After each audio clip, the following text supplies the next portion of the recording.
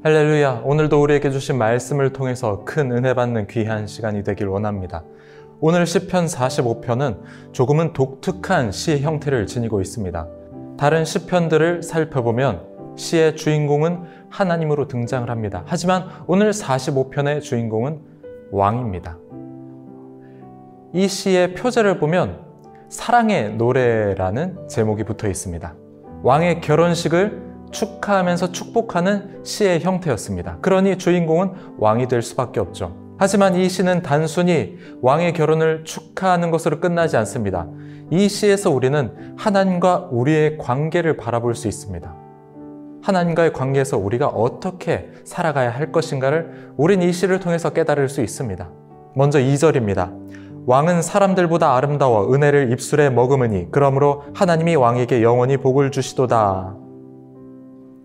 왕은 모든 사람들보다 아름답다. 그리고 우리가 주목해야 될 부분은 은혜를 입술에 머금었다라는 표현입니다. 입술에 은혜를 머금었다라는 것은 말을 할 때마다 입술에 머금은 이 은혜가 쏟아져 나온다는 의미입니다. 그러니 하나님의 말씀을 통해서 은혜가 쏟아져 나온다는 뜻이기도 하고요. 이 하나님의 말씀을 우리가 순종하고 깨닫고 그 말씀대로 살아가고자 할 때 우리는 그 은혜를 넘치도록 충만하게 받는다라는 의미를 또 가지고 있습니다. 우리가 찬양에서도 이런 가사가 있죠. 주님 말씀하시면 내가 나아가리다. 그런데 우리는요, 주님이 말씀하시고 내가 나아가야 되는 그 순종을 어렵게 봅니다. 나의 헌신과 나의 희생과 뭔가 굉장히 무거운 짐처럼 느껴지기도 합니다. 하지만 그렇지 않다는 것입니다. 말씀은 은혜입니다. 말씀은 은혜이기 때문에 이 은혜, 말씀의 은혜를 사모하면서 순종하며 나아갈 때는 우리의 삶에 놀라운 기쁨과 평안이 스며들게 됩니다. 말씀대로 살고 말씀대로 순종하는 것은 나를 더 행복하고 기쁘고 평안하게 만들지 더 어렵고 더 힘들고 괴롭게 만드는 것이 아닙니다. 말씀에 순종한다는 것은 우리의 무거운 짐을 주님께 맡겨드리는 것이기도 하고요.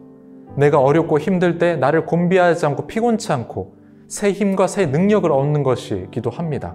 그러니 우리가 말씀대로 살아간다는 것은 우리에게 기쁨과 평안이 되지 절대 무거운 짐이 되지 않습니다. 3절입니다. 용사여 칼을 허리에 차고 왕의 영화와 위엄을 입으소서. 하나님께서는 용사십니다. 칼을 허리에 차고 모든 전쟁에서 대적들을 물리치시는 분입니다. 이 승리의 하나님께서 우리와 함께 하시기 때문에 우리 일상에서 만난 영적 전쟁에서도 이길 수가 있습니다. 하나님을 의지하고 믿고 나아갈 때 우리는 승리할 수 있습니다. 하지만 우리가 환경 바라보고 사람 바라보고 그렇게 할 때는 필패죠. 이길 수가 없죠. 그렇기 때문에 우리가 살아가는 모든 환경 가운데서 무엇을 바라봐야 된다고요? 바로 하나님을 바라봐야 합니다.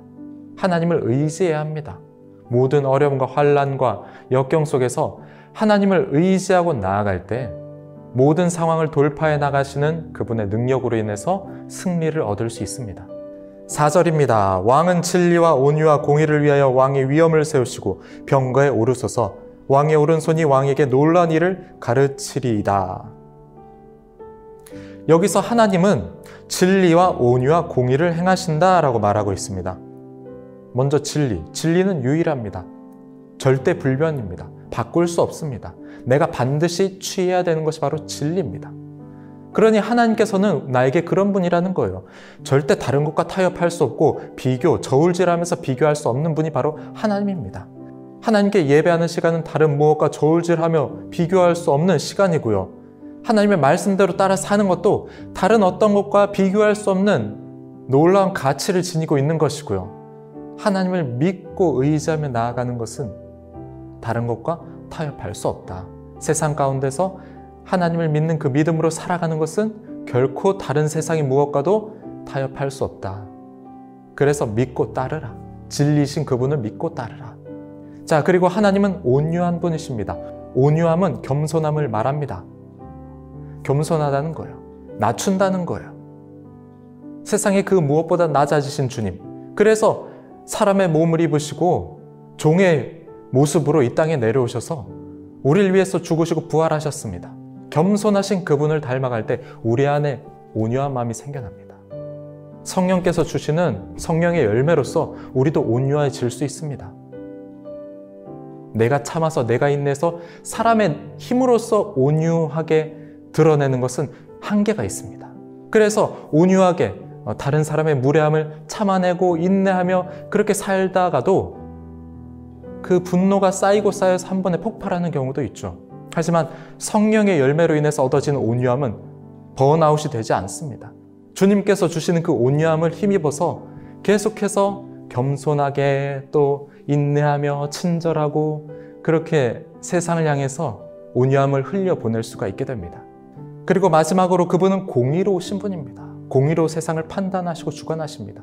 이 공의의 단어는 째다카인데요. 7절에도 이 동일한 단어가 나옵니다.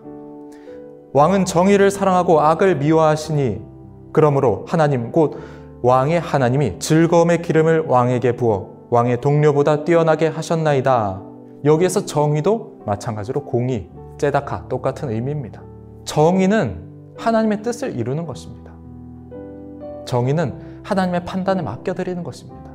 내가 판단하고 내가 이루고자 하는 것이 아니라 하나님께 전적으로 맡겨드리는 것입니다.